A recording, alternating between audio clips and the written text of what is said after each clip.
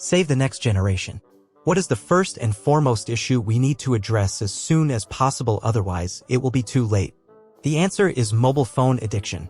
Nowadays, children are starting to use their first mobile phones much earlier in their lives. What are the reasons behind this, and why is it important to understand the correct reasons? Because prevention is better than cure. I believe almost everyone agrees with this statement. Let's dive into the reasons that can be avoided or minimized. Understanding the problem. Say, for example, you go to a doctor and say, "My child is having vision problems, difficulty sleeping, getting irritated easily, can't concentrate on studying, or has on and off headaches." Something like that. The first question from the doctor would likely be, does your child use screens frequently? Isn't it? Yes, if I were to use medical terms and jargon, you might get bored and stop listening to the facts I'm trying to convey. So, I've made this as simple as possible so that every parent can understand and achieve the desired outcome. First of all, I must firmly make myself clear. I create content only to make a difference and foster a healthy younger generation. I am neither blaming anyone nor condemning any channel. Okay, let's continue. Practical solutions for busy parents. Consider the situation of single parents working multiple jobs or parents with long working hours. How can we save children in a practical way in these circumstances? We should think from a different angle. If I just say, don't give these gadgets to children, will the problem be solved? The answer is a big no.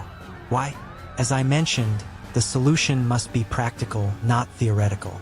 Let's split children into categories to better understand the situation. Birth to kindergarten, kindergarten to preschool, preschool to primary school, primary to middle school and above.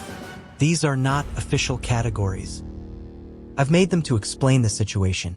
The early years, birth to kindergarten, approximate, 7 months to 5 years. If we consider the first category, children are always with parents, nannies, or in daycare. If children are at home from nearly 7 months onwards, they will start crawling. What's the problem with that? Actually, it's a good thing, isn't it? Yes, it is a good thing. It's an important milestone in a child's development. But the problem starts here. Why? A child needs full attention, otherwise they can end up in various household accidents. In the 80s and 90s, there was a concept called the extended family. Yes, it existed and some of you might have heard about it. But nowadays, we mostly see nuclear families. How does this relate to the situation? In extended families, many family members, such as grandfathers, grandmothers, sisters, sisters-in-law, fathers-in-law, etc., would look after the children with love and care. So, parents had fewer worries as the child was in good hands. But from the beginning, I've stressed that the solution should be practical. Not only that, we as parents should make some effort to fulfill it. Nothing comes for free. Think of it as something you're doing for your children. If possible, live with your parents or live near them. If you are alone and no one is there to look after your child but you, then what can you do? Again, there's a solution, not a complete one, but to some extent. Something is better than nothing, right? Don't give them your mobile phone or TV as the easiest way to distract them. Instead, try to put them in a play area with a fence-like enclosure so that they cannot go out of that area. Put some colorful toys or similar items in there. Alternatively, carry the baby with you in a baby carrier while working at home. Please note that I am trying to give you some ideas so you can think from a different angle to overcome this situation. I cannot give every single solution. I want to make you think. Kindergarten to preschool. At this age, the child has some activities, but often those are not enough. So, what should we do as parents? This is the best age to introduce your child to various physical activities such as sports, drawing, music, etc. If you make your child enjoy these activities, then you are a winner. Why? There is a hormonal pathway in our body called the dopamine reward pathway. Forget about these medical terms. Focus on what happens when your child plays games, draws something, and achieves something.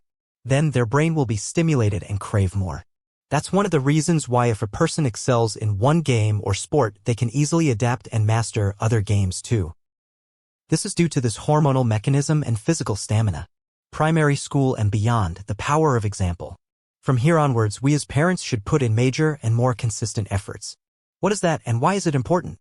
You need to know something about child psychology. Don't worry, I'm not asking you to go to medical school. The basic thing you should understand clearly is this: our children mimic us. That means they do what we do.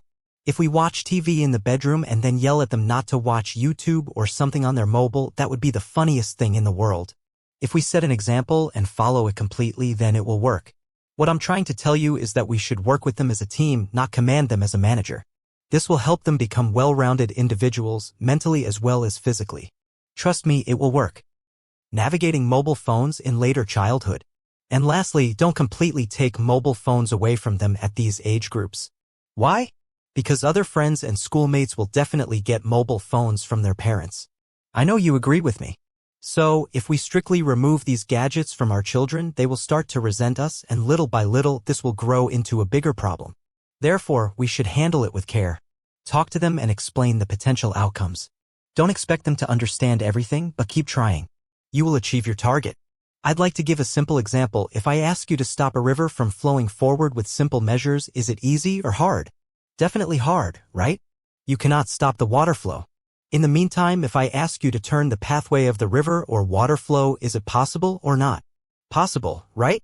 So, think in that way. Don't try to stop your children, try to guide them in a positive way. These are some of the ideas, and many more are to come in the future.